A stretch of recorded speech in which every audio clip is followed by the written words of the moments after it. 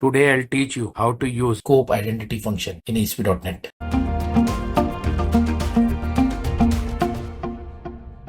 Here I am making use of customers table, the schema of which is shown on your screen. In this particular table, the customer ID field is set to auto increment. So we'll start by adding some fields in our ASPX page. So the very first field I am adding is a text box for capturing the name value.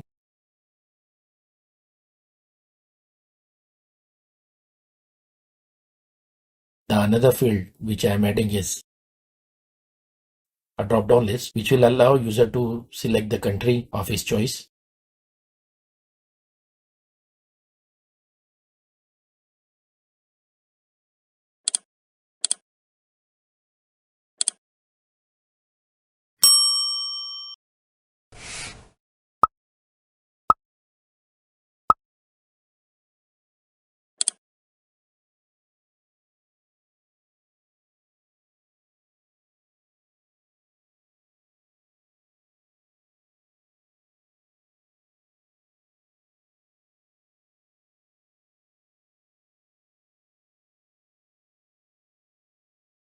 Finally, I am adding a button which when clicked will insert the data into database.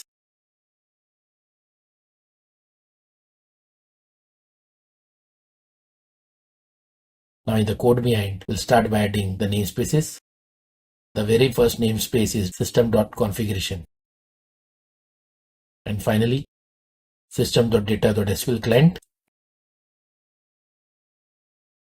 Now inside the onInsert event handler, I'll start by writing the query. In the query, you will notice that I'm inserting the name and the country values. Now, while I'm not inserting the customer ID value, the reason is that it will be automatically computed from database and will be returned to us using the scope identity function. The next thing I am doing is declaring a variable for capturing the connection string from the web.config file. For more information on reading connection string from database, please refer to the video on the right hand side. Next thing, I am creating an object of SQL connection class inside the using block, which I am initializing using the connection string. The next thing I am doing is creating the SQL command object to which I'll pass the SQL query. Now I'm adding the parameters to be passed to the SQL query. The first one is name, to which I'll pass the name. The second one is country.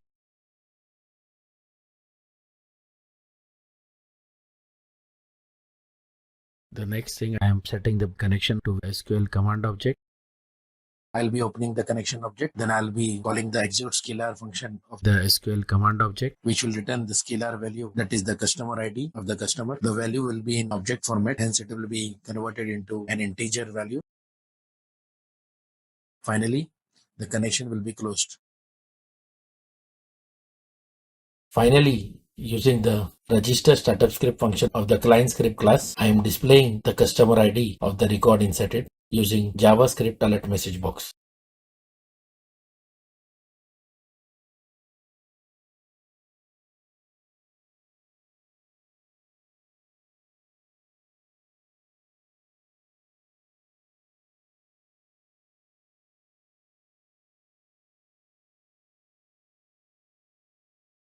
Now again I am moving to the ASPX page.